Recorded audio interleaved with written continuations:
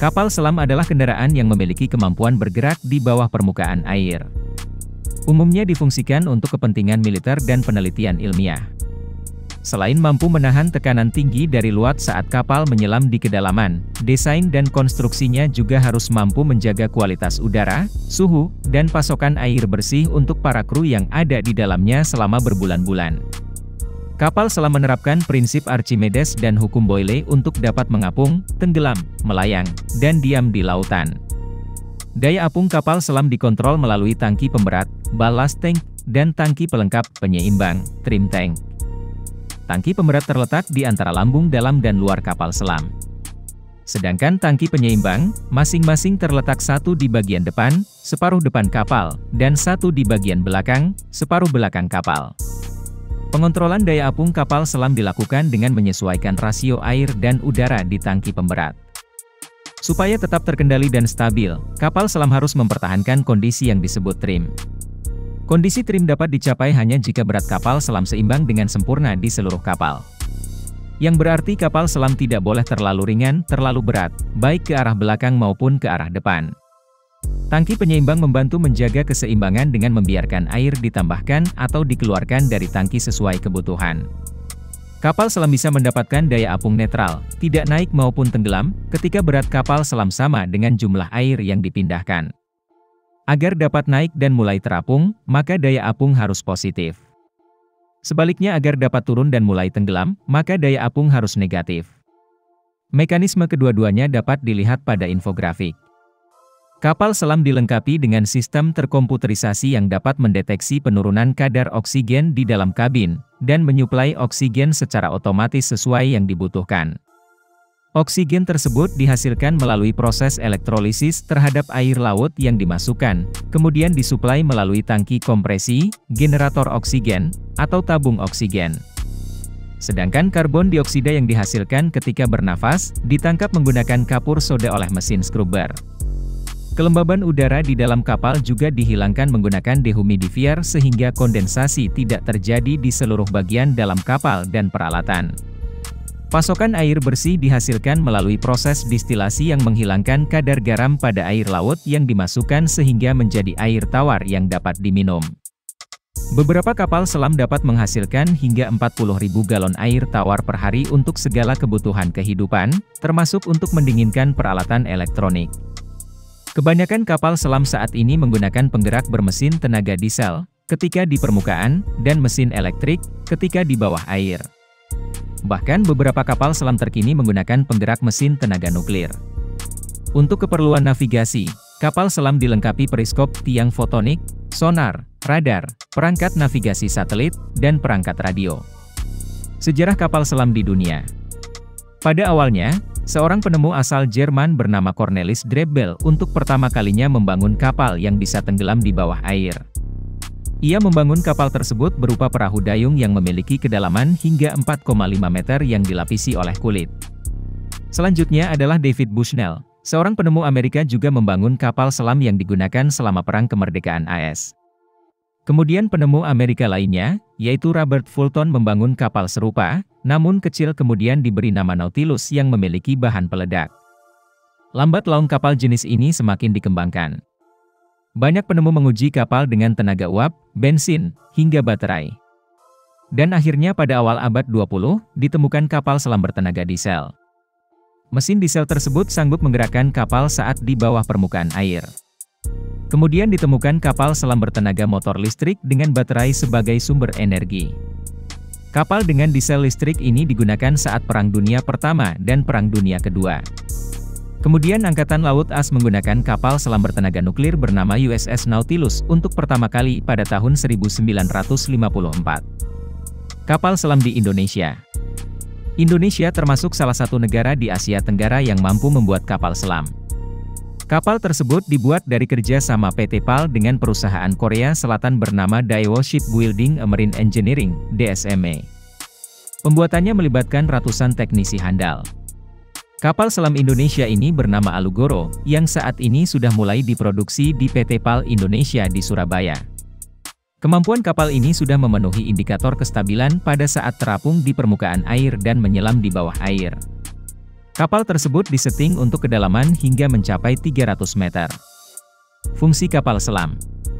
Selain dikenal kegunaannya dalam kepentingan militer, ternyata kapal selam mempunyai banyak fungsi serta manfaatnya dalam kehidupan sehari-hari.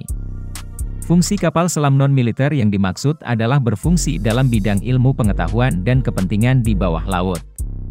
Fungsinya bisa menjadi sebagai penambah ilmu pengetahuan atau dapat digunakan sebagai wisata bawah laut. Kapal tersebut dapat dijadikan tujuan ilmiah untuk penelitian dan wawasan di dalam laut, yaitu untuk mengetahui kedalaman dasar laut, serta untuk meneliti spesies yang ada di dalam laut. Adanya navigasi kapal dan bagian-bagian di dalamnya mampu membantu kegiatan yang sulit dilakukan ketika melakukan penyelaman. Dengan adanya kapal jenis ini, maka kegiatan seperti yang sudah disebutkan sebelumnya tidak lagi sulit dilakukan. Bagian-bagian dari kapal selam. Bagian utama pada kapal ini adalah tangki besar, atau disebut tank pemberat. Jika diperlukan untuk menyelam, maka tangki diisi air untuk membuat kapal menjadi berat. Jika digunakan untuk mengapung di permukaan laut, air dalam tangki tadi diganti dengan udara sehingga kapal menjadi ringan sehingga membuatnya mengapung di permukaan tanpa harus takut tenggelam. Komponen penting lainnya yaitu mesin kapal, di mana mesin itu akan ditenagai oleh bahan bakar. Selanjutnya yaitu baling-baling. Baling-baling kapal berperan untuk membuat kapal dapat bergerak melalui air. Kemudian awak kapal selam sendiri yang dapat memuat penumpang hingga ratusan orang. Bagian selanjutnya alat navigasi yang terdiri dari radar, periskop, dan sonar. Sonar adalah perangkat semacam radar yang dapat membedakan dan mencari atau mendeteksi objek lewat gelombang suara. Komponen ini berfungsi dalam menemukan kapal selam musuh atau target lainnya. Periskop digunakan untuk memantau dengan jelas keadaan sekitar kapal, sehingga meskipun di dalam air, tetap bisa melihat keadaan di sekitar kapal. Radar berfungsi untuk mengukur dan mendeteksi jarak suatu objek pada sekeliling kapal. Kemudian, jaringan satelit juga termasuk dalam alat navigasi kapal bawah air ini yang penting. Peralatan di atas memiliki peran sangat penting dalam membantu kinerja bagian-bagian utama kapal. Peralatan-peralatan kecil dapat berfungsi dalam menjaga kebersihan air dan udara bagi awak kapal saat kapal selam sedang menyelam atau tenggelam di dalam laut. Jenis-jenis kapal selam. Jenis-jenis kapal selam dapat dikelompokkan menjadi beberapa macam, yaitu berdasarkan tenaga penggeraknya, berdasarkan fungsi, dan berdasarkan tipe. Berdasarkan tenaga penggerak, kapal bawah air ini dibedakan menjadi 3, yaitu kapal selam diesel elektrik, kapal engineles, dan kapal nuklir. Berdasarkan fungsinya, kapal ini dibedakan menjadi 2, yaitu kapal selam militer dan non-militer. Dalam penjelasan ini, kapal jenis militer yaitu kapal yang biasa dipakai untuk kepentingan militer. Sedangkan kapal non-militer adalah kapal yang digunakan untuk tujuan ilmiah atau wisata dalam laut. Jenis kapal selam yang terakhir yaitu dilihat dari tipe kapal tersebut. Ada kapal selam diesel, SSK, kapal nuklir, SSN, kapal nuklir yang membawa rudal balistik, SSBN, dan kapal peluncur rudal balistik, SLBM. Prinsip kerja kapal selam. Prinsip kerja kapal bawah air ini adalah menerapkan hukum Archimedes, di mana suatu benda bisa melayang di dalam air jika besar gaya apung benda tersebut sama dengan berat benda. Kerapatan kapal tersebut dapat diatur dengan cara mengisi air atau membuangnya pada tangki pemberat yang ada. Tangki balast, trim, pada kapal selam berfungsi menyimpan air dan udara yang masuk dan keluar lewat katup atas.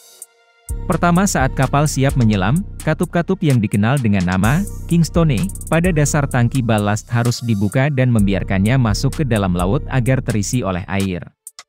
Air laut yang masuk ke dalam tangki akan membuat berat kapal semakin bertambah sehingga dapat menyelam pada kedalaman tertentu. Sedangkan saat kapal akan menuju permukaan air, katup-katup ditutup dan berganti udara yang didorong untuk masuk dalam tangki. Air laut dalam tangki akan terdorong keluar dan diganti udara. Hal tersebut dapat membuat berat kapal berkurang sehingga bisa terdorong naik ke permukaan air. Kapal selam ini harus mampu menyeimbangkan gaya apung dengan berat awak kapal itu sendiri, karena ada tangki kompresor udara. Kapal selam akan hancur atau pecah jika menyelam terlalu dalam. Hal tersebut karena pada prinsip tekanan hidrostatis dijelaskan, bahwa semakin dalam suatu objek masuk ke dalam air, maka tekanan hidrostatisnya akan semakin besar juga. Hal tersebut bisa menyebabkan berat kapal tidak seimbang. Ulasan mengenai kapal selam di atas semoga menjadi wawasan baru bagi Anda. Penemuan jenis kapal ini menjadi salah satu penemuan paling terbesar dalam sejarah militer dunia, melihat kelebihannya yang dapat bertahan di dalam air selama berbulan-bulan bahkan bertahun-tahun.